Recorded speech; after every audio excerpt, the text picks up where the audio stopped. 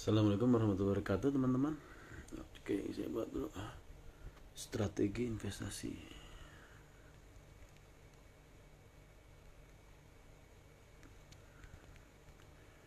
untuk pemula.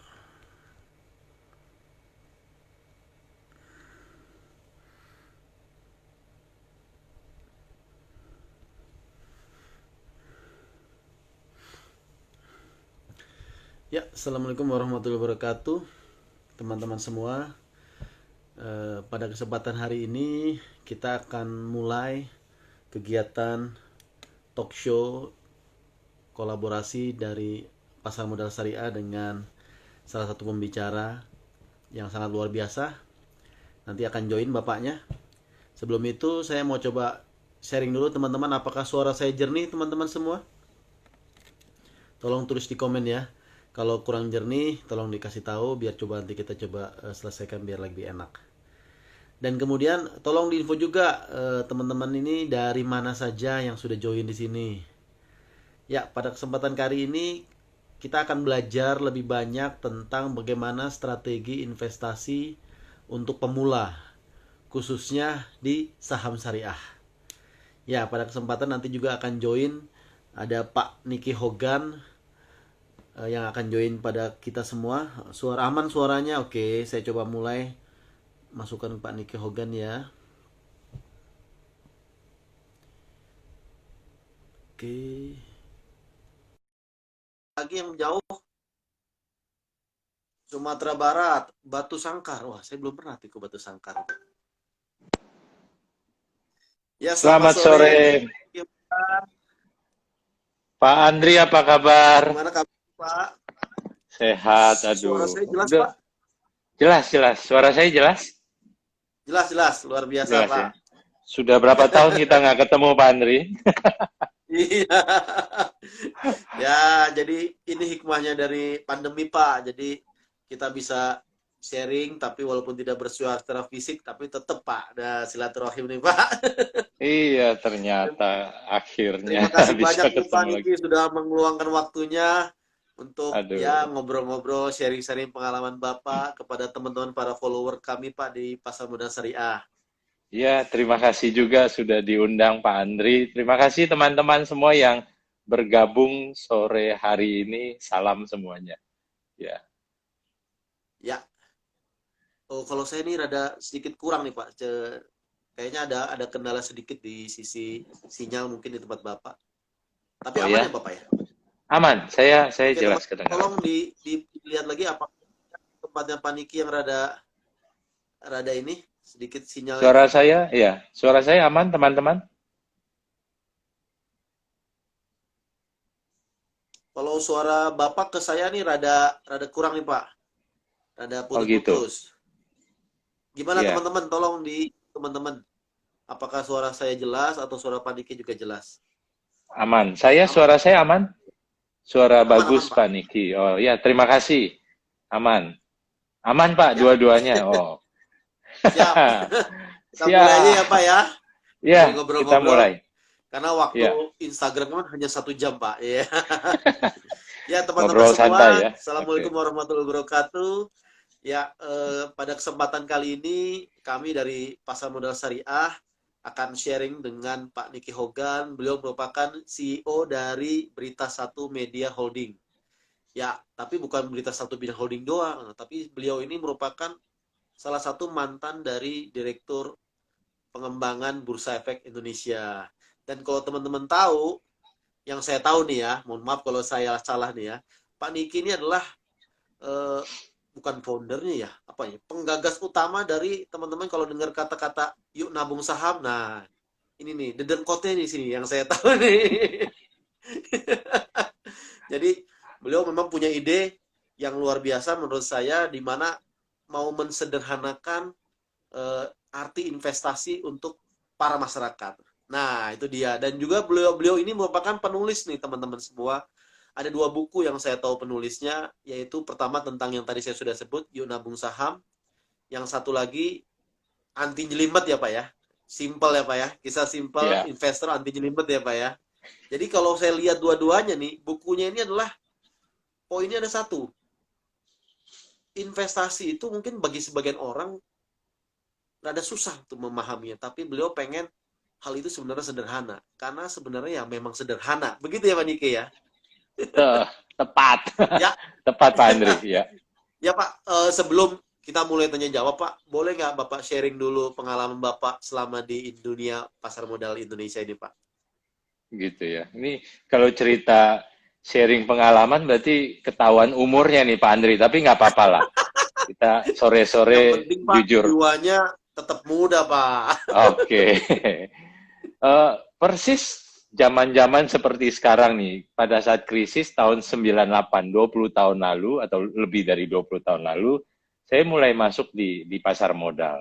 Mulai bekerja di perusahaan sekuritas, dari satu perusahaan sekuritas ke perusahaan sekuritas lain, ya mengikuti perkembangan indeks, mengikuti perkembangan saham yang dulu masih warkat kan Pak Andri kan, sekarang Ya, sudah masih ada stripless, fisiknya ya Pak. mengikuti yang masih ada fisiknya jadi nggak ada, mengikuti lantai bursa yang dulu masih rame dan lain-lain, sekarang udah kosong melompong, karena sekarang kan semua udah lewat online trading seperti itu.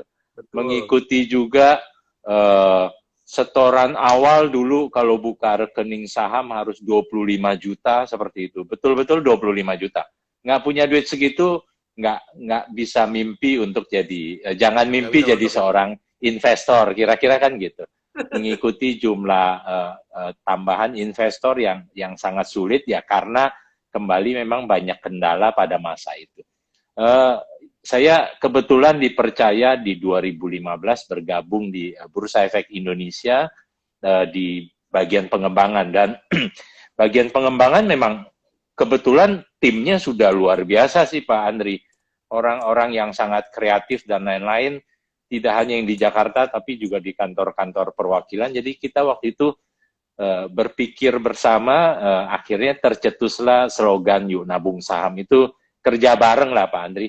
Gambar pohonnya juga dibuat dan lain-lain, dan semangat untuk Yuk Nabung Saham ya berawal dari semua cerita itu, cerita bahwa saham itu harus 25 juta atau 10 juta, belakangan sekarang kan 100.000 kita sudah bisa buka rekening. Kemudian saham yang selalu persepsinya tadi apa, jelimet itu kan, makanya keluar buku Stop Being Jelimet itu. Saham yang Jelimet, selalu jelimet Pak. jelimet gitu, diidentikan dengan jelimet dan lain-lain, kita coba lakukan sosialisasi dan lain-lain. Ya kegiatan-kegiatan, saya pakai istilah ngamen Pak Andri, kegiatan-kegiatan ngamen kita di tim pengembangan tuh kita lakukan secara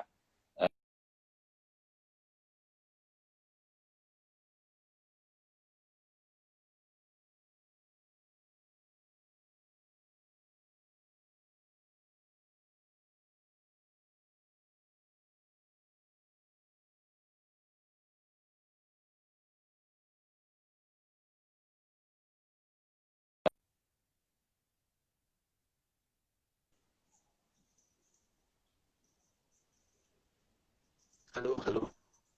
halo Saya Pak udah Andri. pulang ya Pak? Iya, Ya, aman Pak. aman. Ya, poinnya tadi Pak. Ya, intinya Ya kita kira-kira pengen dulu dari awal kita berusaha untuk membuat sederhana ya Pak dari semua itu Pak. Sehingga sekarang sudah ada yang dengan modal 100.000 teman-teman sudah bisa menjadi investor.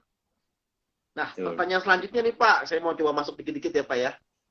Iya, Setelah buka, nah, what next Pak? Nah, gitu kadang-kadang suka bingung tuh Pak. itu Pak, ya. saya udah seneng nih beli buka di sekuritas nih. Habis itu ngapain ya? Nah, yang Bapak dulu Gitu. seperti apa tuh Pak? Belajarnya pelan-pelan Pak. Saya rasa yang penting tadi, kalau waktu kita mau buka rekening, ya katakanlah kita sudah buka rekening saham kita, yang paling penting itu adalah pola pikirnya kita dulu. Kan kembali, kan terlalu lama lah pengertian saham itu, terlalu banyak definisi dan lain-lain kan. Kita suka lupa dengan definisi saham sebagai bukti kepemilikan atas sebuah perusahaan. saham itu adalah keikutsertaan kita menjadi seorang pengusaha. Kan kira-kira seperti itu. Nah, persepsi itu yang harus sangat kita butuhkan di awal. Jadi membeli saham, mulai membeli saham pertama kita, selalu ingat kita menjadi pemilik perusahaan. Kalau caranya atau cara berpikirnya adalah sebagai pemilik perusahaan, pasti kita maunya punya perusahaan yang bagus, betul dong? Kita tidak akan cari perusahaan kita atau membeli perusahaan yang spekulatif dan lain-lain. Karena kita adalah pemilik perusahaan. Pasti saya maunya misalnya perusahaan-perusahaan yang memang terbaik di industrinya. Kira-kira kan seperti itu. Itu persepsinya dulu, dan persepsi namanya pengusaha selalu jangka panjang, kan seperti itu. Persepsi untuk berinvestasi jangka panjang. Iya, betul. Nah, kalau saya rasa persepsi awal dari mulai membuka rekening itu sudah tepat, sebenarnya jadinya sangat mudah. Pemilihan saham kembali mestinya jadi mudah. Kita nggak akan sembarangan pilih saham yang kita nggak kenal dan lain-lain. Satu, pemilihan saham. Kedua, tadi membeli untuk jangka panjang dan lain-lain. Itu modal paling utama. Nggak mau jelimet, Pak Andri dan teman-teman, nggak mau jelimet. Modal paling utama adalah persepsi yang benar dulu, gitu loh. Seperti itu. Ya, jadi kita harus punya mindset dulu bahwa membeli saham itu berarti kita memiliki perusahaan. Itu ya Pak ya, paling utama ya Pak ya. Dan Betul. sebagai mana manusia umumnya, kalau kita mau punya usaha, kita pertama harus milih usaha saya harus yang bagus. Kan begitu ya Pak ya? Tepat, Jadi ya. perusahaan saya akan pilih yang bagus. Nah, secara teknik itu disebutnya fundamental. Begitu ya Pak ya? Fundamental gitu. Sederhananya seperti itu. Jadi sebagaimana manusia kita kalau mau usaha, mau berbisnis, kita pengen usahanya sehat dan sebagainya. Itu naluriah. Nah, naluriah. Ya, kan kita beli atau kita menjadi pemilik perusahaan kan memang untuk jangka panjang kan. Saya rasa poin kedua yang Pak Andri mau sampaikan. Silakan Pak, sorry. Iya Pak. Tadi begitu kita udah punya, kemudian Bapak menyampaikan ya, kita harus pupuk terus nih Pak ya. Pupuk terus untuk kita miliki dalam jangka panjang. Gitu ya Pak ya? Iya, betul. Yang namanya punya perusahaan, masa minggu depan atau bulan depan sudah dijual, kan tidak. Kita punya perusahaan kalau bisa sampai kita pensiun, kalau bisa bahkan kita bisa wariskan buat anak cucu kita, kan kira-kira seperti itu. Sederhana itu kok, ya. Ya, makanya jadi kalau misalnya kita pengen belinya jangka panjang, tapi kita baru mampunya sedikit, makanya kita belinya secara periodik gitu ya Pak ya? Periodik. Seperti nabung gitu ya Pak ya? Jadi nabung gitu ya Pak ya? Dicicil. Karena nih teman-teman Pak, kalau nyicil itu, kalau dengar kata-kata nyicil itu persepsinya pasti nyicil utang, nyicil KPR gitu Pak ya? Nah, ini berarti sedikit dirubah nih teman-teman mindsetnya. Nyicilnya apa? Nyicil semakin besar kepemilikan atas saham dari perusahaan yang kita punya tadi. Gitu ya Pak ya? Betul. Orang-orang nyicil hutang, kita nyicil untuk dapat investasi. Ya kan, nyicilnya malah numpuk. Kekayaan kita menumpuk atau menabung kekayaan kita, uang kita dalam bentuk saham. Ya. Keren lah ya. Nah Pak, mau tanya nih Pak. Ini kan kemarin Pak Niki kan mengenal industri pasar modal dari tahun 98 nih. Mirip-mirip nih sama sekarang ya Pak ya. Di mana market juga kemarin sempat turun dalam, sekarang udah mulai naik-naik lagi. Nah, ini sebenarnya kondisi-kondisi seperti ini nih layaknya kita takut atau jangan-jangan ini adalah peluang yang mungkin belum tentu 5-10 tahun lagi bakal terjadi dengan kondisi begini nih Pak. Enaknya jadi seorang atau bagusnya jadi seorang investor itu selalu pikirannya positif, Pak Andri. Teman-teman, kita kan namanya pemilik perusahaan, kita nggak berharap 5 tahun lagi, 10 tahun lagi kondisi ekonomi, kondisi negara itu buruk dan lain-lain. Jadi bagusnya jadi seorang investor itu selalu optimis. Kalau kita bicara 98, kemudian 2008 juga sempat kejadian turun, bahkan lebih tinggi daripada saat ini. Kemarin kita turun mungkin sekitar 36-37%. Kalau teman-teman ada yang ingat, sebenarnya waktu 2008 turunnya bahkan sampai 50%, jauh lebih Lebih tinggi parah ya Pak ya. indeksnya, lebih tinggi. Tapi sejarah selalu seperti itu. Ada tahun-tahun di mana penurunan dalam, di luar itu tetap saja. Ada tahun-tahun tertentu juga turun, tidak sedalam saat-saat ini, tapi tahun-tahun tertentu naiknya juga luar biasa seperti itu. Eh, Walaupun memang sekali ini beda ya, kasusnya spesial karena ini kan masalah corona ini kan, Ya. COVID-19 seperti itu, sedikit beda, tapi namanya eh, pasar itu selalu akan ada naik turunnya seperti itu. Makanya kalau kita bicara beberapa saat lalu turun sampai, kalau kita ikuti IHSG kita sampai di bawah 4.000 dan lain-lain, ya kita bersyukur kalau sekarang sudah ternyata sudah recover kan, sudah mulai pulih. Saya rasa hari ini sudah di atas 5.100 seperti itu. Jadi siklus itu akan selalu terjadi. Saya nggak berani mengatakan siklus pasti 10 tahunan seperti itu, tapi naik turunnya pasar selalu akan terjadi. Makanya kenapa kita harus konteks jangka panjang tadi, karena pasar itu selalu naik turun dalam jangka waktu yang pendek. Bahkan dalam hitungan 1, 2, 3 tahun pun bisa saja pasar itu selalu bergejolak. Tapi kalau kita bicara dalam jangka yang panjang, 5, 10, dan lain-lain, rasanya pasar itu selalu akan memberikan potensi keuntungan lah untuk kita. Gitu. Jadi kalau kita lihat berarti posisi kondisi saat ini tuh bukan berarti malah kita jadi takut, tapi tetap harus tetap ya Pak ya, mencari ilmu-ilmu lagi, kemudian mencari lagi perusahaan mana yang memang layak untuk kita miliki jangka panjang, begitu ya Pak ya. Kayaknya Betul, karena saya suka saya pernah bilang tahu gini Pak Pak. Andri. Silakan Gimana Pak. Pak?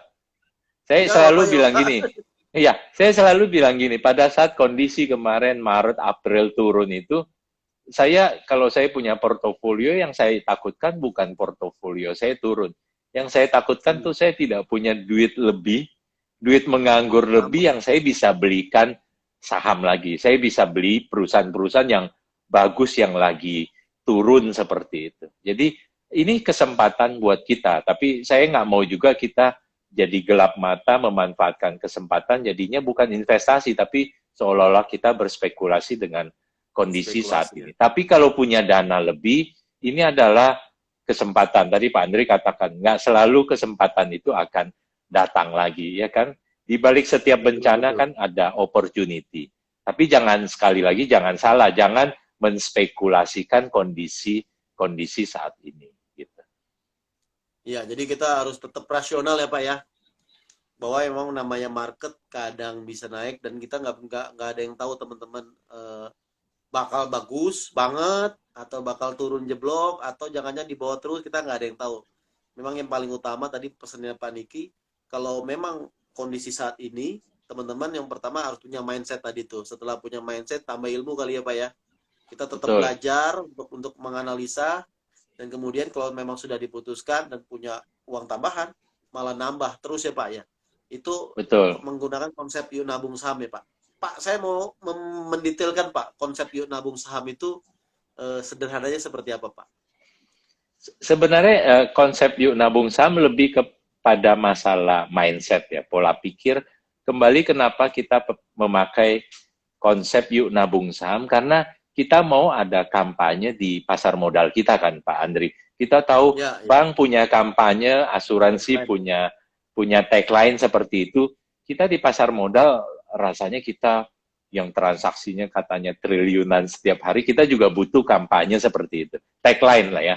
Jadi akhirnya kita meluncurkan yuk nabung saham itu. Lebih sebenarnya kepada pola pikir supaya kita tidak lagi hanya taunya cuma nabung di bank dan lain-lain. Ada loh tabungan lain, kalau Pegadaian punya emas, kita di pasar modal juga punya produk andalan kita yang namanya saham. Dan memang terbukti 10-20 tahun terakhir saham kita tuh menghasilkan.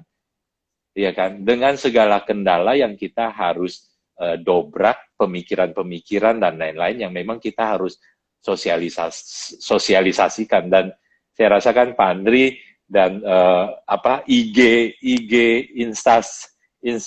Instagram daripada pasar modal syariah itu, ya kan, Instagram daripada pasar modal syariah rasanya banyak banget mengajarkan masyarakat mengenai pemahaman yang benar mengenai pasar modal, investasi, reksadana, saham, apalagi yang syariah seperti itu.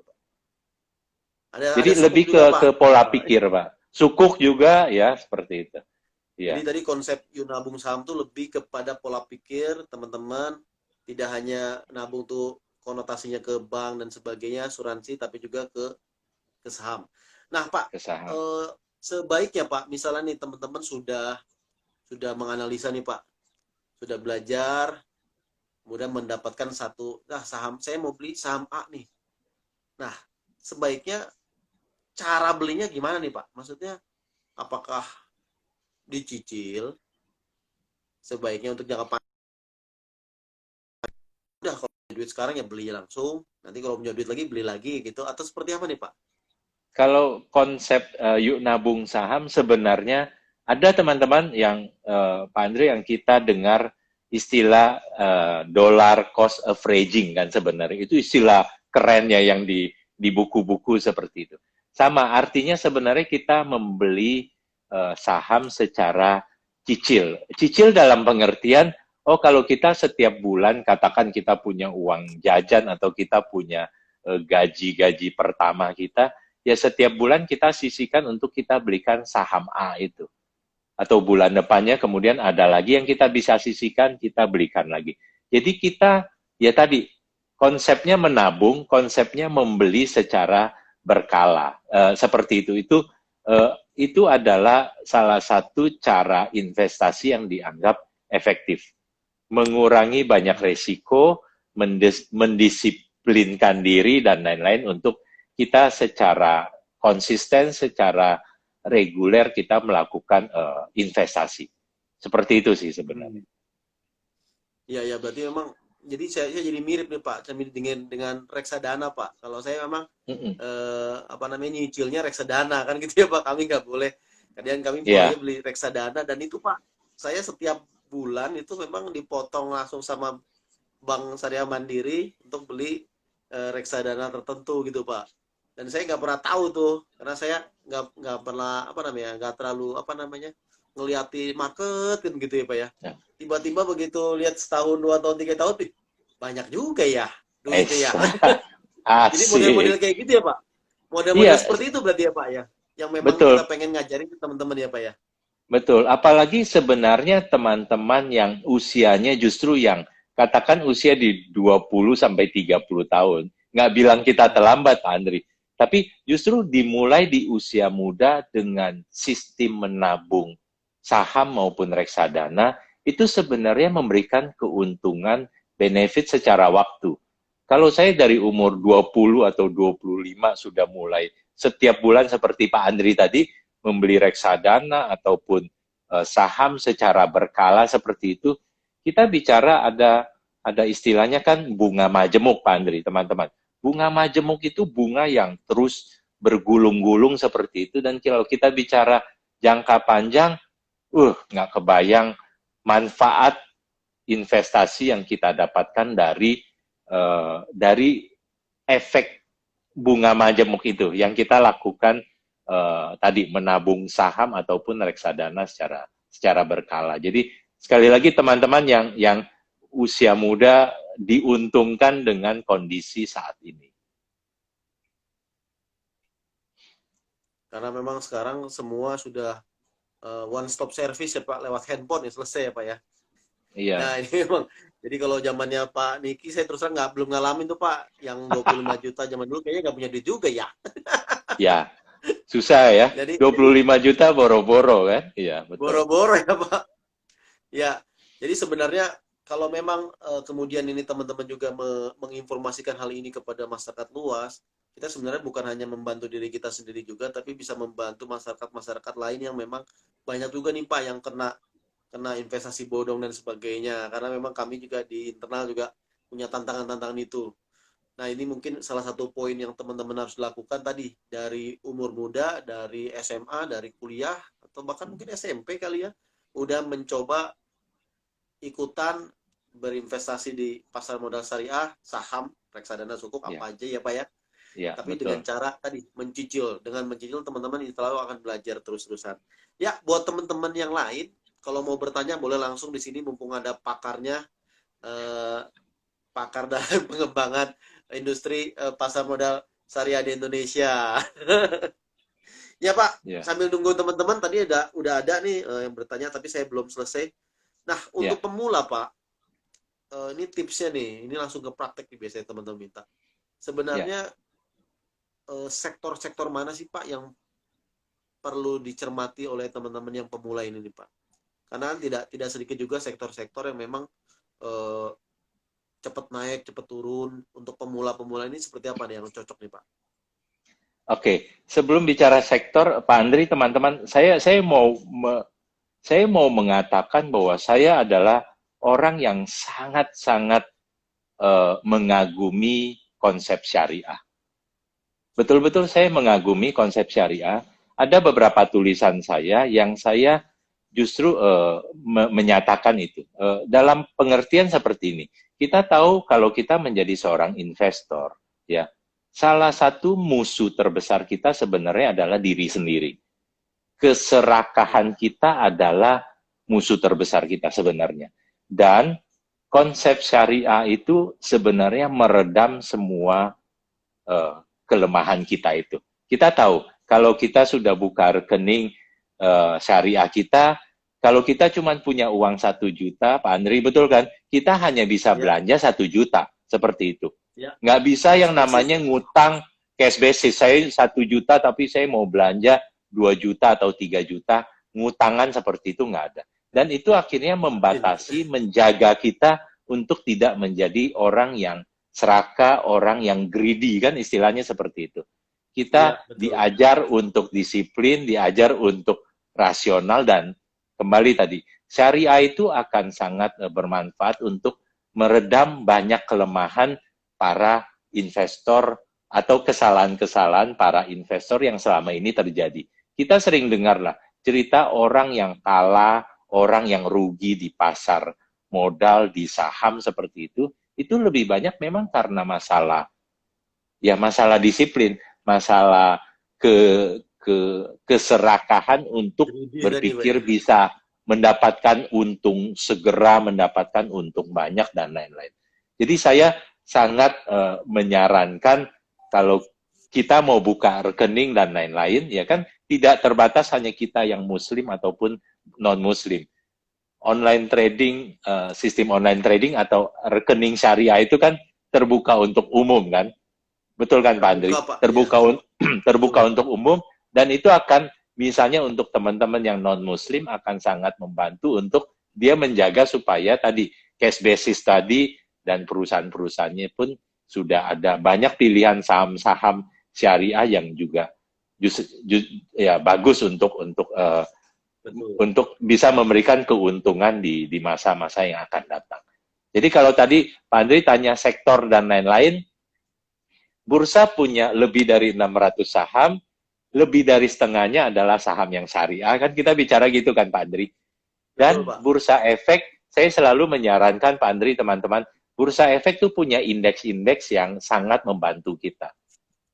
Betul? Ada saham-saham yang kita sebut kalau yang konvensional kan LQ45, 45 saham yang paling besar. Kalau kita di syariah, kita punya Jakarta Islamic Index. 30 saham yang paling besar, yang paling liquid di bursa. Dan lebih dari cukup untuk itu jadi pilihan pertama kita, Pak Andri. Lebih dari cukup. Ya. Saya mungkin tidak bicara persis sektornya, tapi saya lebih senang bicara saham-saham yang memang, ya kalau boleh dikatakan itu adalah saham-saham yang terbesar di The best ya Pak ya. sektor-sektornya itu. The Big best-nya. cap ya Pak ya. Kenapa mesti pusing untuk kita ragu atau kita harus, nggak semua dari kita kan bisa kotak-katik angka laporan keuangan. Bursa Iya. sudah memilihkan untuk kita, kenapa kita harus pusing dengan itu. Kira-kira gitu. Bukan rekomendasi Ya. bursa, karena bukannya bursa menganjurkan beli saham itu, tapi bursa memilihkan sesuai dengan kriteria-kriteria seperti itu. Sesederhana itu Pak Andri. Jadi selalu ya jalan berpikir saya sesimpel itu sih Pak. Saya tuh saya tadi senang banget nih ngelihat Bapak. Berarti Bapak melihat yang namanya investasi, teman-teman. Kalau saya mensummarikan dari Pak Niki tadi, sebenarnya investasi itu pertama nggak usah dibuat ribet. Yang kedua adalah dibuat santai. Apa santainya tadi? Nah, untuk menganalisa, pertama sederhana saja. Yang kedua, tadi, ambil indeks-indeks yang ada. Dan yang ketiga, jangan ngoyo kalau bahasa Jawanya. Belanjalah sesuai kemampuan. Itu konsep syariah banget tuh. Kalau punya duitnya 1 juta rupiah, teman-teman, ya belinya 1 juta rupiah saja. Jangan greedy. Ya, Katanya ada tuh banyak grup-grup pom-pom ya Pak ya. Banyak di grup-grup, wah hari ini saham ini bagus. Kalau nggak punya duit, kalau nggak telat gitu kan, beli akhirnya utang. Padahal ternyata tidak seperti itu. Nah, jangan sampai teman-teman punya mindsetnya akhirnya berubah. Karena prinsip mindsetnya tadi di saham itu adalah teman-teman memiliki perusahaan dan sebaiknya kita pegang dalam jangka panjang dan terus kita miliki tersebut. Ya, itu tadi Pak. Ini kalau saya lihat Pak, udah banyak nih Pak yang bertanya. ya Saya boleh ya kita Pak sambil masuk-masuk dikit ya siap. Pak ya, kasihan nih Ya, udah sambil menulis. kita ya. Oke, sebentar masih banyak di atas. Wait.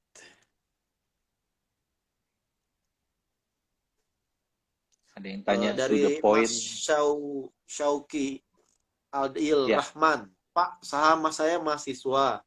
Sudah memulai reksadana dan saham. Menurut Bapak, apakah waktunya sudah ideal saya memulai dan prospek jangka panjangnya seperti apa? Kayaknya udah dijawab tadi nih. saat yang paling tepat untuk memulai adalah saat ini. Selalu kan jawabannya seperti itu. Saat yang paling tepat Ya, untuk membeli saham adalah pada saat kita punya uang. Itu kedengarannya lucu, tapi memang konteksnya seperti itu, teman-teman. Terlalu banyak orang yang bilang, oh ini saat yang tepat atau tidak sih untuk beli saham dan lain-lain. Selalu banyak, selalu banyak excuse, selalu banyak pertanyaan seperti itu. Padahal setiap saat adalah saat yang tepat untuk kita mulai membeli saham kita ataupun reksadana kita. Gitu. karena kalau misalnya Bapak bilang, saat ini punya, saat ini harus beli. Tapi kalau nggak punya duit, susah juga ya Pak ya. Ini Iya, bener tapi katanya Pak kalau punya Niki. duit, iya, kalau punya duit ya beli, nggak usah nunggu. Tidak ada yang pernah tahu, teman-teman. Kalau kita Betul. berpikir bahwa, oh hari ini harga saham itu kemahalan, emang kita doang yang berpikir gitu. Kalau kemahalan mah semua saham sudah turun, karena banyak orang-orang dengan dana-dana lebih besar sudah berpikir yang sama seperti itu. Jadi tidak pernah ada waktu yang tepat untuk mulai membeli saham kecuali saat ini. Ya, Firdi yang Blank kedua, menanyakan strategi yang cocok untuk pemula. nah itu Pak, monggo Pak. Enggak, untuk pemula just do it gitu aja. Just do it.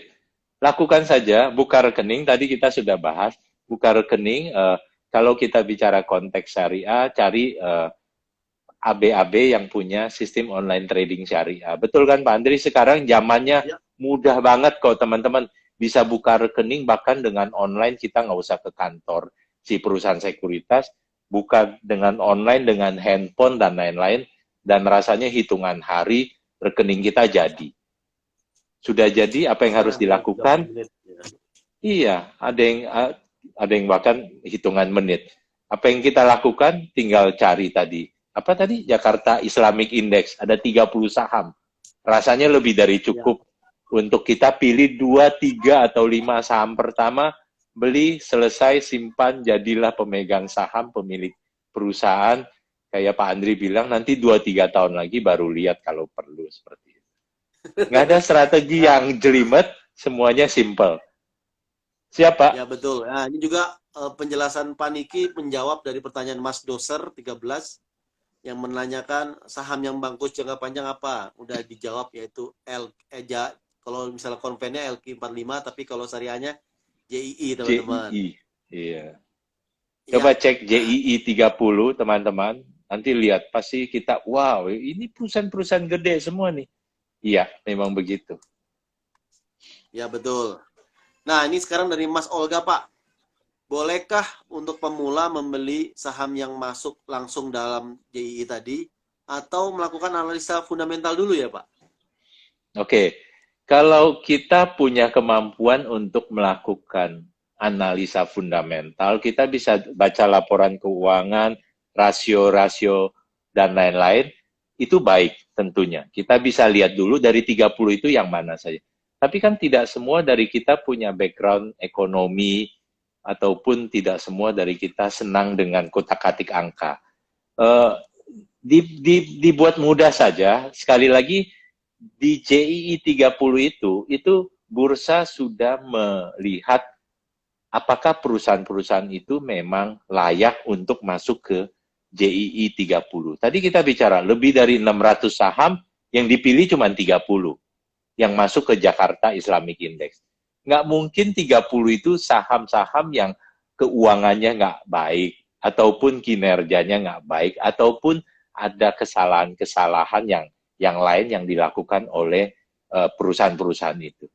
Jadi, kalaupun saya tidak bisa menganalisa secara fundamental, tidak boleh mengurangi Gunanya ya Pak. semangat saya untuk menjadi seorang investor. Jangan pernah terblok karena saya nggak ngerti saham, saya nggak ngerti laporan keuangan, dan saya jadi nggak mau menjadi investor saham atau reksadana. Dibuat mudah Ya Pak, saja. dibuat santai teman-teman. Jadi teman-teman tinggal nggak usah nyari dari 600, tapi teman-teman pilih dari yang 30 tadi. Karena 30 tadi bagus-bagus. Dari 30 tadi ya Betul. tinggal temennya yang kira-kira kenal siapa, teman-teman suka pakai produknya apa, udah sikatin gitu ya Pak ya. Udah, betul. Iya. Pak, ini ada pertanyaan nih Pak dari Mas Santoso underscore property. Jadi langsung ikut asuransi syariah unit link ya Pak? Kayaknya mungkin Asuransi. Bapak perlu bedakan Pak antara saham sama unit link mungkin Pak. Bisa di-sharing Pak. Iya. Kalau kita bicara saham, berarti kita beli saham langsung, dan kita bicara kita menjadi pemilik perusahaan itu.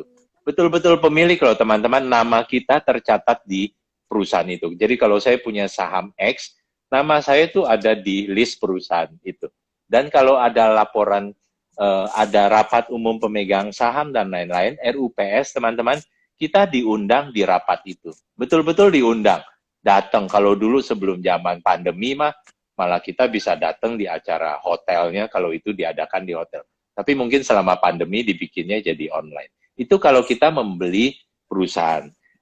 Keunggulan lain atau manfaat lain kan kita tahu, namanya pemilik perusahaan, kalau perusahaan untung saya dapat dividen. Kan kira-kira seperti itu. Itu kalau kita beli saham. Tapi ada juga yang tadi, misalnya reksadana. Kalau reksadana, saya tidak beli langsung, tapi saya percayakan dana saya kepada manajer investasi yang mengelola dana saya dalam bentuk reksadana. Jadi saya percayakan reksadana itu akan melakukan pembelian saham melalui para manajer investasi. Itu langsung reksadana. Unit link itu adalah produk yang hampir sama dengan reksadana, tapi itu lebih umumnya bagian daripada asuransi, perusahaan asuransi. Jadi kalau perusahaan asuransi, kalau dulu itu asuransi itu hanya untuk, kalau kita kecelakaan dan lain-lain atau meninggal, akan digantikan. Tapi dalam perjalanan waktu, asuransi juga berpikir untuk tidak hanya menawarkan produk proteksi tadi, tapi juga ada unsur investasinya yang disebut unit link. Tapi unit link secara konsep sama dengan reksadana tadi. Mungkin begitu penjelasan sederhananya. Ya, jadi mungkin sedikit nambahkan Mas Santoso. Jadi tadi kalau saham dan reksadana itu benar-benar produk pasar modal. Tapi kalau unit link itu sebenarnya produk besarnya itu adalah proteksi, yaitu asuransi. Asuransi yang dilengkapi dengan investasi. Jadi kalau teman-teman belinya unit link, berarti uang yang teman-teman belikan tadi akan dibagi dua. Ada sebagian masuk ke proteksinya untuk asuransinya, ada sebagian masuk ke investasinya. Tapi kalau teman-teman belinya memang langsung saham, langsung reksadana, itu memang pure masuk ke langsung ke produk dari investasinya. Nah, Ya, ini Pak, ini mungkin Pak Andri, saya mau jawab ini kelihatannya pertanyaannya agak kita perlu jawab juga. Teman-teman, kalau kita membuka rekening efek saham, kita harus ke perusahaan sekuritas. Hanya satu, perusahaan sekuritas untuk kita buka rekening saham. Tapi kalau kita mau membeli reksadana, bank bisa bertindak sebagai agen penjual, atau MI-nya langsung, manajer investasi, ataupun beberapa perusahaan sekuritas juga bisa sebagai agen penjual, ataupun beberapa online trading, platform online yang kita sudah bisa beli. Itu sudah disebut, ada misalnya Bibit atau Bareksa dan lain-lain. Kita bisa juga membeli reksadana kita melalui mereka. Tapi kita harus selalu ingat, mereka semua adalah agen penjual. Pengelola dana kita tetap adalah si manajer investasi. Manajer investasi. Iya, seperti itu. Sekalian mungkin Pak, jadi sekarang untuk beli reksadana juga bisa langsung masuk ke tempat-tempat online shop Pak, sebagai online jalur shop. investasi Pak. Oke, iya. Ya Pak, reksadana kan lebih banyak ya. Banyak Pak memang. Tapi memang kalau reksadana teman-teman kita sifatnya pasif. Teman-teman beli reksadana ya udah, tapi kalau membeli saham teman-teman memang harus memilih saham mana yang cocok buat teman-teman. Betul. Ya, ini dari ada Mbak Wadia, Pak. Wadia Srikandi, yang tadi kan kita bicara untuk investor pemula dan sebagainya. Ini kebetulan beliau ini kepala 5, Pak. Nah, kepala 5 tapi pengen berinvestasi nih, Pak. Nah, ini saran Bapak seperti apa nih, Pak? Apa? Kepala 5? Kepala 5, usianya sudah 50-an, Pak. Mohon maaf. Oh, gitu. Iya. Sebenarnya sama saja. Tadi kalau kita bicara teman-teman kita yang lebih muda, adik-adik kita punya keunggulan waktu karena dia bisa mulai menabung saham ataupun reksadana dari usia muda. Tapi teman-teman atau kita-kita yang sudah kepala 5 juga tidak terlambat untuk itu. Tapi sekali lagi, sebenarnya konsepnya sama saja. Entah kita mulai dari usia muda ataupun usia kita sudah lebih dewasa, ya kita bisa aja memulai saat ini. Seperti itu. Jadi sama saja, mungkin biasanya anjurannya tentunya ya belinya saham-saham atau perusahaan-perusahaan yang tidak spekulatif dan lain-lain seperti itu. Tapi sama, namanya dari usia muda pun kalau kita memulai juga tidak dianjurkan untuk berspekulasi dengan saham ataupun reksadana lah ya, seperti itu. Jadi monggo sih Mbak. Kalaupun usianya 50, bukan berarti kemudian tertutup ya Pak untuk berinvestasi saham ya Pak? Sama sekali tidak tertutup untuk itu. Paling tidak kalau kita membeli saham, tadi kalaupun kita mungkin boleh saja mengabaikan kenaikan harga saham beberapa tahun ke depan, tapi ingat tadi namanya perusahaan, kita sebagai pemiliknya, kita berhak atas yang namanya dividen, Mbak. Betul kan? Pembagian keuntungan. Minimal kita dapat pembagian keuntungan dari perusahaan kita. Ya, ini Pak ada Mas Firdi Blank. Jadi bagus mana antara berinvestasi saham jangka panjang, reksadana, atau trader? Wah, ini udah belajar trader nih teman-teman nih, Mas Firdi ini. Monggo Pak. Bagaimanapun untuk kita, konsep awalnya adalah sebagai investor jangka panjang. Kan tadi kita bicara membeli saham menjadi pemilik perusahaan. Itu yang paling utama dulu dah.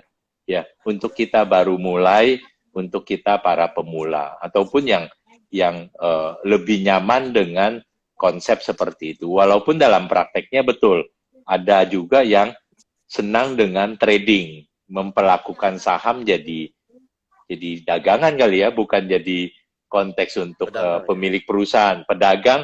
Karena saya beli sekarang, mungkin nanti sore atau besok atau minggu depan, bulan depan saya mau jual atau saya harus jual karena saya sangat sensitif dengan harga. Tapi kalau jadi investor, tidak sesensitif itu. Kita bukan pedagang yang sensitif seperti pedagang beras kan, seperti itu. Tadi kalau reksadana kembali, apakah saya mau beli saham atau reksadana? Kalau kita pede dengan saham-saham, kita bisa berani memilih sendiri saham-saham, sebenarnya sih baik juga. Keren kok jadi pemilik perusahaan itu keren. Kalau reksadana mungkin kita mau percayakan uang kita dikelola oleh para fund manager seperti itu. Mungkin walaupun sebenarnya saya tidak mengatakan bahwa menjadi itu kita harus menyita waktu, tenaga dan hal-hal lain, mestinya tidak perlu diartikan seperti itu sih. Begitu sih, kalau Firdi. teman-teman berinvestasi saham tetap bisa santai ya Pak ya. Santai. Kalau terkait tadi Iya. Mas Ferdi, sebenarnya di saham juga bisa menjadi pedagang, benar bisa menjadi pedagang. Tapi memang itu ngikutin passionnya teman-teman. Kalau memang passionnya teman-teman pedagang, jadi pedagang boleh aja, nggak ada masalah. Tapi bukan berarti kalau teman-teman berinvestasi di saham harus jadi pedagang, tidak. Kalau gitu ya Pak ya.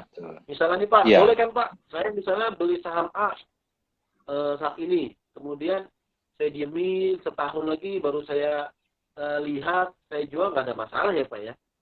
Karena Betul, itu uang kita iya. kan Pak ya. Betul, iya. Kan uang kita kan tadi kita beli pakai uang kita. Memang ya menjadi investor itu membosankan lah, karena lihatnya cuma setahun sekali, mungkin seperti itu. Katanya Pak Niki, katanya Pak Andri, nggak boleh dijual, dilihatnya cuma boleh setahun sekali dan lain-lain. Seolah-olah membosankan. Kalau trader itu kan setiap hari kita liatin tuh harga-harga saham seperti itu. Yang paling penting juga teman-teman bahwa selalu pisahkan kalau kita mau jadi, tadi saran pertamanya jadi investor dulu dah. Ya, investor. Tapi kalau senang juga namanya golongan darah S, Pak Andri, spekulan kayak gitu loh. Spekulan S. Karena senang juga dengan trading dan lain-lain, boleh saja, tapi selalu pisahkan antara duit untuk jangka panjang sebagai investor dan yang tadi untuk trading dalam waktu jangka pendek. Jangan campur aduk.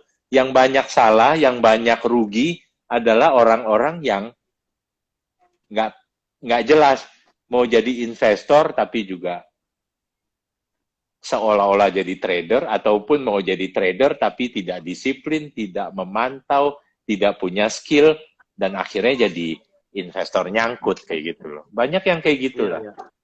Ya kan yang tadi Pak Andri bilang juga, mau jadi investor tapi begitu dengar pom-poman kiri kanan, grup WA sana sini, jadi tertarik untuk berspekulasi dan lain-lain. Galau. Itu yang paling penting yang harus kita tetapkan. Makanya tadi Pak Niki bilang, pokoknya mindset teman-teman. Kita siapin dulu mindset kita. Kalau teman-teman pemula, jadilah investor dulu.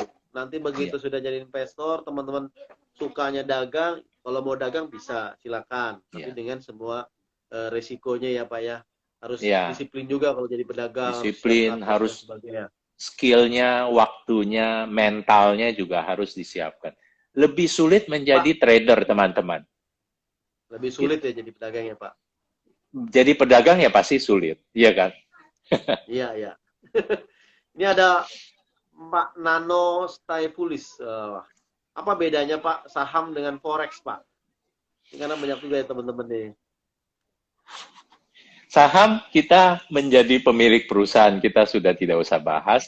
Kalau forex yang dimaksudkan dengan tawaran-tawaran yang ditawarkan oleh perusahaan-perusahaan di bawah bursa berjangka, setahu saya itu sifatnya kontrak. Itu bukan ada penyerahan fisik. Kalau saya membeli saham, saya adalah pemilik perusahaan, jelas. Real, nyata seperti itu. Tapi kalau forex, setahu saya itu sifatnya kontrak, tidak ada serah terima fisik seperti itu. Jadi kalau saya membeli kontrak emas, saya membeli kontrak indeks atau apapun, hanya sebatas kontrak di atas kertas. Mungkin itu aja penjelasannya, saya nggak berani terlalu panjang, nanti saya salah lagi. Kalau mau nabung saham, apakah ya harga saham fluktuatif? Ya, harga saham fluktuatif yang dilakukan setiap bulan beli saja. Mungkin saja bulan ini harganya sekian, bulan depan naik, kita beli juga senilai uang kita. Bulan depannya turun, kalau kita sisihkan misalnya 1 juta setiap bulan, ya belikan. Mungkin bulan tertentu dapat sahamnya lebih banyak, bulan tertentu dapat sahamnya lebih sedikit. Kalau bisa lakukan seperti itu sudah luar biasa banget. Intinya disiplin ya Pak ya. Disiplin. Waktunya sudah Untuk 16.50. ini kayaknya saya bakal ya 2-3 lagi ya Pak ya. Masih Siap, 16.50 tadi kita mulai jam jam 16.00 5 menit lagi nih. Untuk Mbak Ayuta 30 sudah dijawab tadi sama apa yang recommended minggu ini. Intinya udah kalau buat teman pemula belilah JII gitulah Pak ya. Iya, Kemudian untuk gampangnya Mbak ya. Windy, untuk pemula Pak, jika dalam 2 tahun nabung saham dan kita tidak disiplin, apakah setelah itu saham dan uang yang kita tabung akan mandek di market? Saham itu, harga saham kita adalah refleksi daripada perusahaan kita. Kinerja daripada perusahaan kita. Jangan suka dibalik. Jadi kalau perusahaan kita ternyata kinerjanya bagus, laporan keuangannya bagus, penjualannya bagus, buka cabang di mana-mana dan lain-lain, otomatis kan perusahaan itu bagus dan itu terrefleksi di harga saham kita mungkin akan mengalami kenaikan seperti itu. Jadi kalau saya sekarang mulai menabung saham, bulan depan nabung sampai 6 bulan kemudian saya mandek, saya tidak lagi beli saham, menabung lagi, ya tetap saham yang saya sudah miliki adalah milik saya. Harganya tergantung tadi, tergantung pasar tadi, tergantung kepada kinerja perusahaan. Itu tetap milik dong. Saya tetap pemilik perusahaan kok. Jadi tidak ada yang perlu kita takutkan. Bisa diwariskan ya Pak ya? Diwariskan, dijadikan mahar sekarang kan, sering banget saham-saham reksadana jadi mahar untuk mas kawin ya. Iya betul. Pak, ini sudah ada beberapa pertanyaan lagi yang masuk sebelum acara ini. Memang kita sebar pertanyaan. Oke. Hal-hal apa saja yang harus dihindari oleh investor saham pemula, Pak? Yang harus dihindari. Iya, Pak. Kita tadi bahas sepintas. Yang harus dihindari adalah atau gini, yang harus kita kita pegang dari awal, tadi di awal adalah sekali lagi tujuan kita untuk menjadi seorang investor. Ya, investor itu selalu persepsinya jangka panjang, investor berpersepsi sebagai pemilik perusahaan. Itu yang harus dihindari itu ya hal-hal di luar itu. Artinya tadi kita bicara serakah gitu ya, serakah, tidak disiplin mau nabung saham tapi ternyata setiap bulan traktir pacarnya terus nggak jadi nabung saham dan lain-lain, ya kan? Hal-hal disiplin tadi kan ada pertanyaan. Setiap bulan membeli saham walaupun harga saham naik turun itu luar biasa kalau kita bisa lakukan.